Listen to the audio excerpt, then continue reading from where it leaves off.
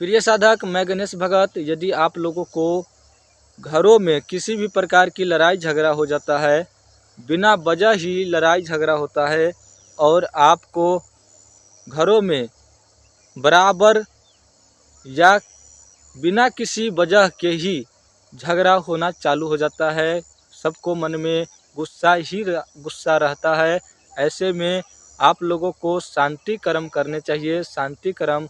किसी जानकार भगत पंडित जी से आप करवा सकते हैं। शांति कर्म करवाने के बाद आपका घरों में लड़ाई झगड़ा होना बंद हो जाता है।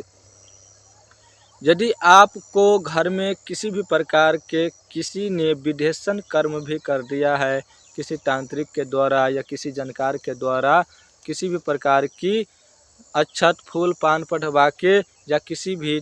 तरह के तंत्र प्रयोग कर दिया है, विदेशन प्रयोग, जिससे आपको घर में लड़ाई झगड़ा हो सकता है, ऐसे में भी आप किसी जानकार से सलाह लेकर के आप घर में शांति कर्म करवा सकते हैं या पंडित जी से भी आप करवा सकते हैं। पंडित जी यदि जानकार होंगे तो वो भी आपको शांति कर्म घर में कर सकते हैं।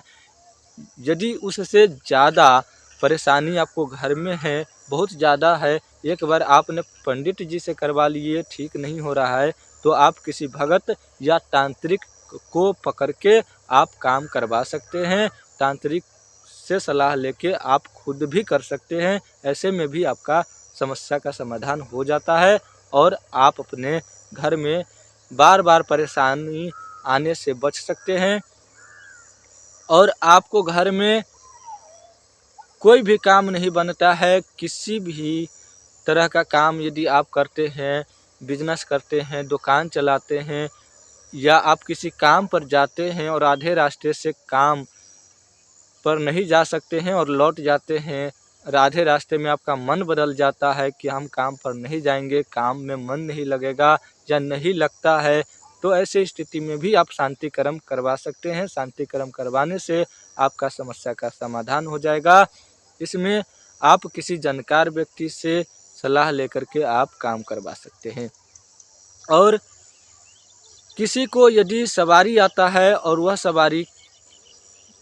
डराने धमकाने या झाड़ फूँक करने से ठीक नहीं होता है और वह सवारी बार बार आ जाता है और सवारी से ही वह व्यक्ति परेशान है, जैसे कि भूत आ रहा है, देवी की सवारी आ रहा है, देवता की सवारी आ रहा है या मसान आ रहा है या किसी तांत्रिक के द्वारा भेजा हुआ शक्ति आ रहा है या किसी दायन के द्वारा भेजा हुआ शक्ति आ रहा है, ऐसे में उस व्यक्ति का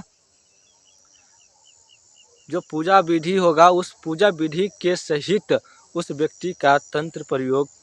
से उपचार होगा और ऐसे में उस व्यक्ति का तंत्र प्रयोग